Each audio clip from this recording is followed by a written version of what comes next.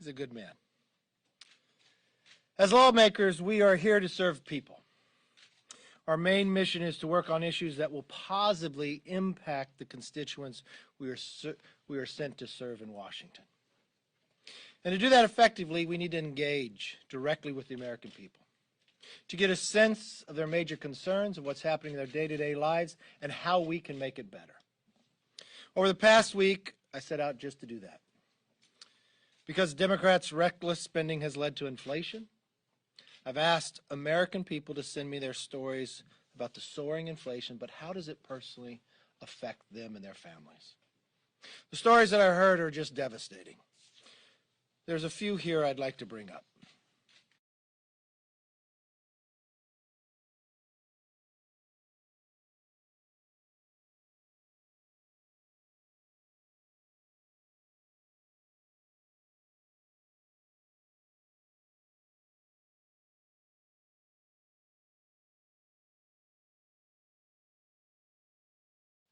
Last year it cost $35 to fill up.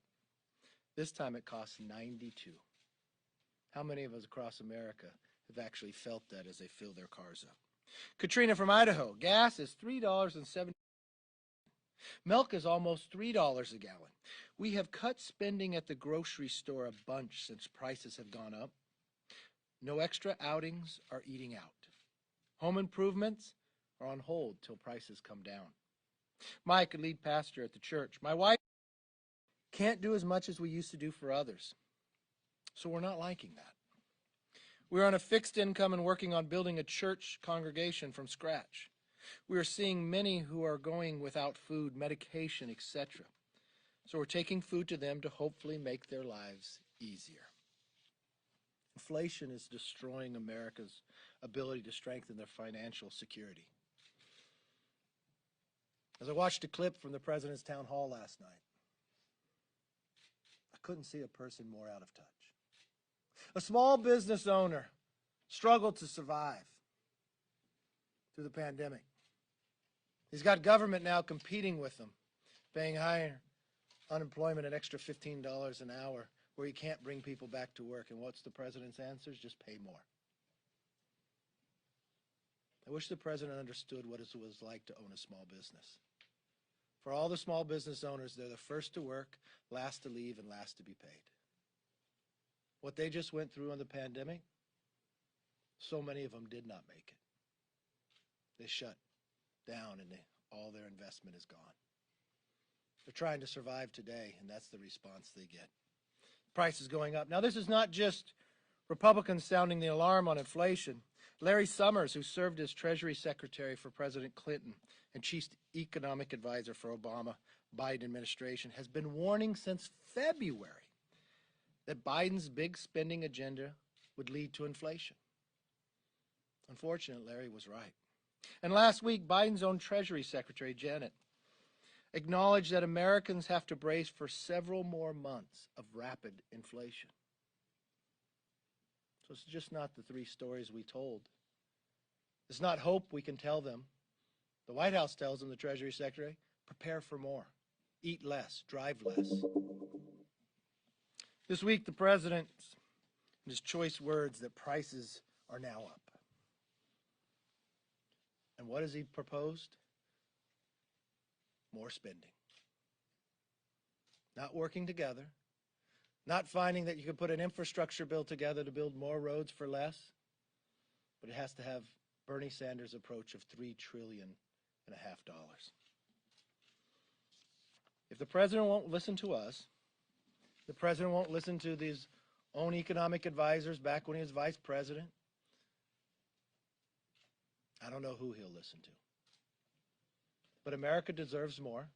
Republicans will continue to work to bring inflation down, secure our borders, and stop crime in the streets. Because unfortunately, since Democrats have taken the majority, we took the majority in the House, the first thing they did was defund the police. I watch in my own home state people just walk into stores and walk out without paying. I watch stores, big name brands like Target, just have to close down because they can't survive in a big city like San Francisco. We watch crime continue to rise, where we see young kids walking the streets of New York being tackled as one person's running from another being shot.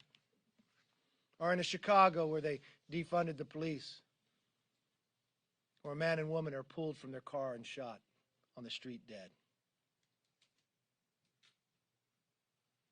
We watch a border wide open with the new policies of this administration, where fentanyl has increased by more than 300%. That goes to every single city in America and adds to the deaths of our youth and others. It is time to stop that, to make sure the next century for America could be theirs. With that, let's open it up for questions. You know we wrote your question down. Should I answer it before you ask it? Sure. Go ahead. In your view, what is so wrong with having Liz Cheney and potentially Adam Kinzinger serve on the select committee? Potentially they could provide some level of ideological balance to this committee. What is wrong with having one or two members of your conference join with Democrats to investigate what happened here? You know it, and we predicted it back at the very beginning. This is a sham committee that's just politically driven by Speaker Pelosi. When we proposed to do a commission back in January, she said no, she just wanted to make it political. When we responded back to her, she waited 10 weeks to say anything else. I don't think anybody in America, I think even your viewers understand what a sham this committee is and how politically driven. For her to pick and choose who can serve on, to say that the ranking member of Judiciary who would have jurisdiction cannot serve. When she decides that Jim Banks, who served his nation in the Navy in Afghanistan, that he can't serve here. When she selects a chair of the committee that believes Republican senators are equal to terrorists, just dropped a lawsuit against the president, and objected to the electors when it came to the election of George Bush, I think even you would understand that. Yes, sir. Punish them in any way? Yes, sir. Can we talk about infrastructure for a second? I mean, how do you view the Senate's bipartisan infrastructure bill? Have you been briefed on the details by any of your colleagues? You know, they continue to move. I haven't seen all the details. I would say, first of all, I'd like the idea of people working together and having an infrastructure bill. I think if there's one thing we should be able to do is infrastructure. I laid out to the president what I thought a bipartisan infrastructure bill would look like. The first thing you'd have to do is agree on what infrastructure means: roads, bridges, highways, broadband, and airports. I think we would then look at the need of the nation. We'd want to make sure we could make some reforms with NEPA and others, so you wouldn't wait a decade to build these, so your money would go further. And I think we could find compromise there. The most difficult part is at that moment in time when they did get an agreement. The president said there was an agreement, but in the same day he said, no, I still need the other $3 trillion. You just listen to the stories. Since this new administration and Democratic majority, they proposed a bill with a nice title, but it has nothing to do with it. We watched what they did back at the beginning of the year when they called it a COVID bill with less than 9% going to it, but now we have inflation. I would like the idea of a bipartisan infrastructure bill. No, they don't have, even they tell you they can't vote on it yet because they don't have one. I think it matters in the details. I think $1 trillion is a lot of money, so I'd like to see the details. But in the concept of a structure of putting one together, I'd like to do that. Yes, ma'am.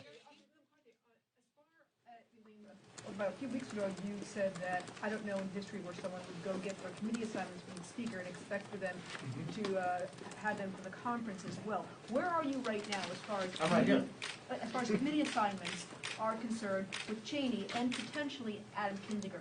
Should they be stripped of their committee assignments, and have any members come to you asking them, or rather Cheney in this case, to have her be stripped of her committee assignments as of now?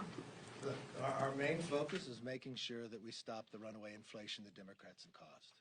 The idea of securing our borders, of making sure the crime that is rising in California throughout the entire nation because of defunding the police, that we stop all that. I understand from a standpoint that others could be busy on other things. I think it's a conference decision. The conference will look at it. Yes, ma'am.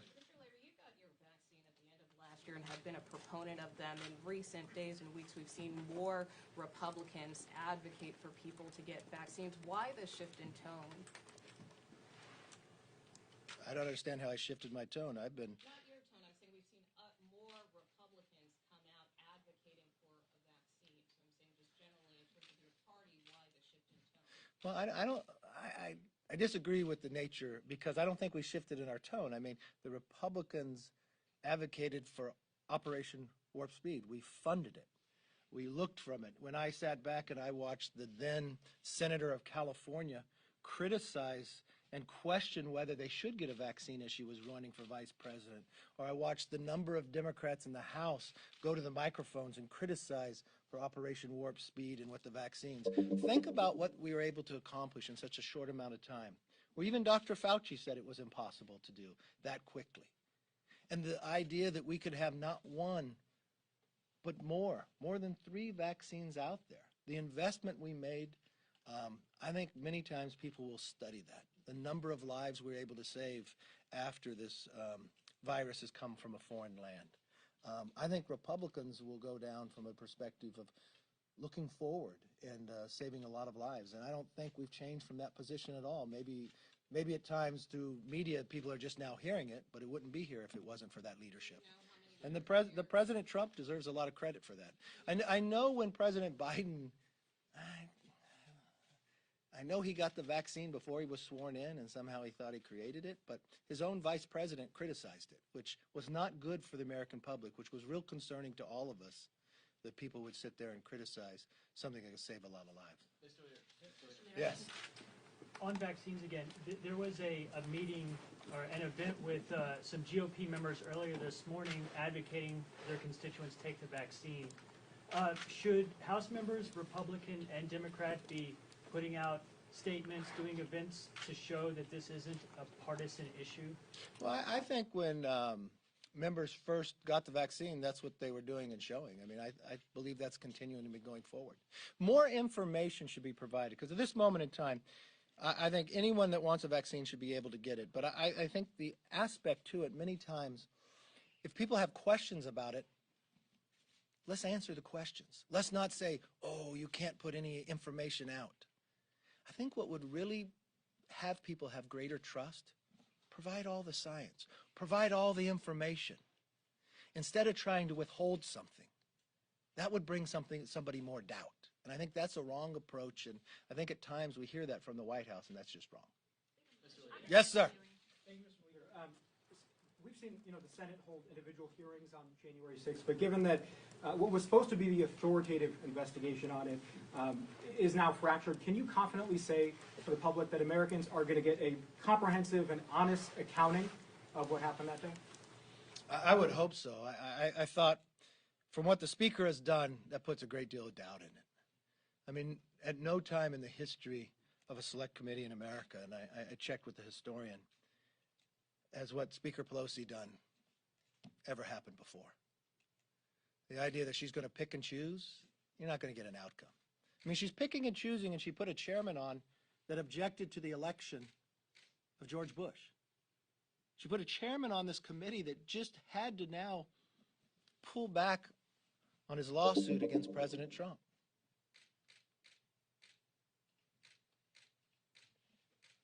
And she questions having Jim Banks, a naval officer who served in Afghanistan, that somehow she predetermines. I mean, it doesn't matter today what she does with that committee, because it's not going to change the outcome of what it seems like a predetermined or already written report. And at the same time that she played politics with this for 6 months, the Senate acted. The FBI has investigated. And the architect of the Capitol has $10 million. What really comes down to is there's 2 questions. Why were we so ill prepared? If you read the Senate report, you know they knew at December 14th. Why were we so ill prepared? Second is, you got to make sure it never happens or has the ability to happen again. In that meantime, since that January, we have lost Officer Evans on Good Friday. From a driven individual that could be politically motivated. I think everything should be looked at. Yes. Leader McConnell has said that in an interview that he thinks Democrats are going to need to go this alone, Republicans won't vote for it, and Democrats should fold it into their reconciliation bill. What's your position on the debt ceiling? How would you like to see the issue dealt with? And do you think Democrats should put it in reconciliation and vote for it themselves because Republicans won't? No, I think Democrats should put in reforms. The idea they want to do, you've got inflation caused by their spending. They have warning from their own Democrats, warning from their own economic advisors. If they go forward with this, they will get inflation. They went forward with it. They got inflation. Inflation is a tax on every single American.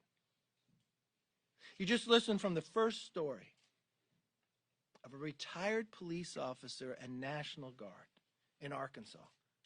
That just last year he paid $35 to fill up his truck. Today it's $92. Or that mom who says they can't eat out anymore. This is the effects of their action. And what do they take from that? To propose to go spend another $3.5 trillion. I can't think of one Republican that wants to vote to allow them to do that. So they should think long and hard about what they propose to do and with the debt ceiling coming. And I think for all Americans, they should listen to America of the damage that they're causing. Not just in the crimes in the streets because they defunded police. Not just the drugs that are coming into America because they opened up the borders. And it's not just drugs. They are catching terrorists on the watch list. These are not the senators on the other side that they believe are terrorists. These are actual terrorists from Yemen that are on the watch list that are coming across this border. There's inflation rising that we haven't seen in more than a decade.